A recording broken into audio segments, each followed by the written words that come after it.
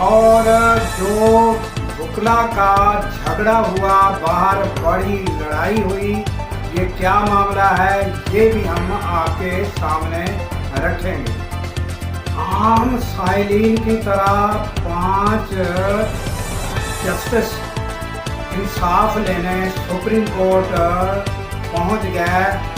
और आम साइलिन की तरह दरखास्तें जी ये क्या मामला है, ये क्या बहुत बड़ा अदालती बहरान पैदा होने वाला है, ये हम आपके सामने रखेंगे। उसके अलावा ताज़ा तरीन सैलाबी सूरत हाल जो है उस पर भी बात करते हैं और नाज़रीन फ़लस्तीन जो है उस पर भी हम बात करेंगे कि क्या हालात